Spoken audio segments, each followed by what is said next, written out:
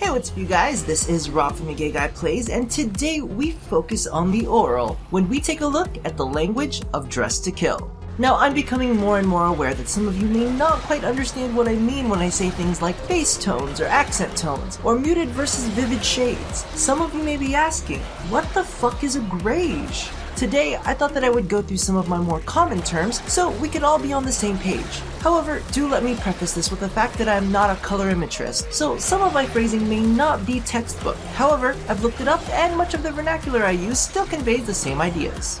Let's take a look at the terms neutral and saturated. Now, when I refer to a tone as neutral, what I'm saying is that it lacks a strong presence of any specific color. So think along the lines of black, white, and gray. Now, clearly, neutral tones aren't just limited to these specific shades. However, when we look at the rest of the tones that fall into the neutral category, we notice that they don't really have too much pop to them. I often refer to them as washed out, muted, smoky, or for darker shades, blackish or almost black, which basically means that it's black, white, or gray with a hint of color.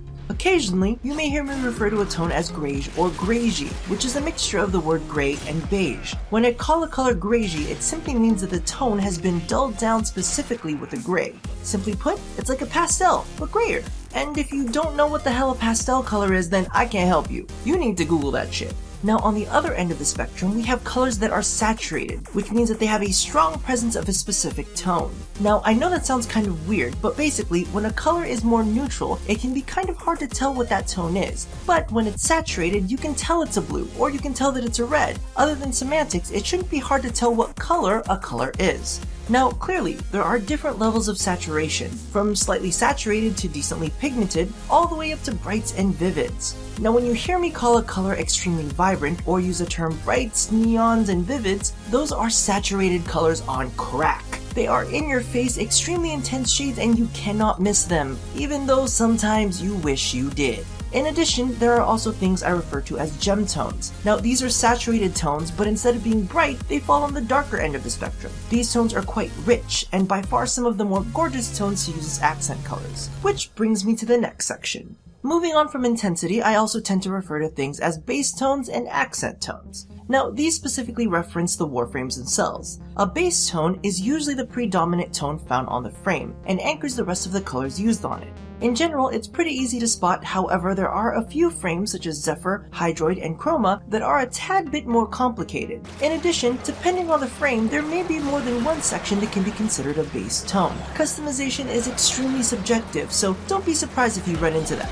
Now, when I refer to something as being a good bass tone, just note that I'm saying that the shade will look nice as a main color on the frame. So in turn, accent colors are in general anything that are not bass tones or energy colors. On the frames themselves, they tend to be smaller detailed segments of the frame, such as etching, metal plating, or piping. It differs from Warframe to Warframe, but honestly, you'll know it when you see it. As for a quick blip from my personal design aesthetic, I prefer to use more neutral tones on a Warframe's base, then hit the accent tones with something slightly more saturated, and then finish them off with either a really vivid energy color or something pale and muted depending on the frame. So hopefully all that terminology made sense, or at least made more sense than it did to you previously. Now, there is another set of terms that are a bit basic, but may be new to some of you. So you may occasionally hear me refer to colors as warm or cool. As indicated by their names, these tend to dictate the temperature of a color. Traditionally, warm colors are reds, yellows, oranges, and browns, while cool tones are blues, violets, greens, and grays. Now, one of the things to note is that colors can be swayed from one temperature to another. Think of the color purple. It's a mix of the colors blue, which is a cool tone, and red, which is a warm tone. If there is more blue in the mix, the purple will appear cooler, and if there's more red, then the purple will warm up. Now, this can also be applied to tones that are traditionally warm or cool.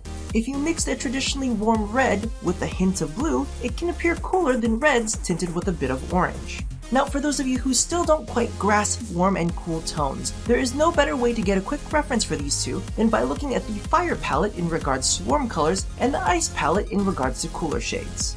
So I think that about wraps it up. Hopefully that helps a few of you make some sense of all of the things I prattle on about during Dressed to Kill episodes. If there's any other terminology that I regularly use that I missed completely, don't hesitate to leave it in the comments below, and I'll do my best to get back to you. So thank you all for watching another episode of Dress to Kill. Be sure to check out the previous episodes. And for those of you with backdoor access, be sure to check out the activities tab on the Patreon page, as there are always new things to vote on when it comes to this series. Now, don't forget to do all the things that I ask you to do at the end of every one of these. And as always, stay drop dead gorgeous.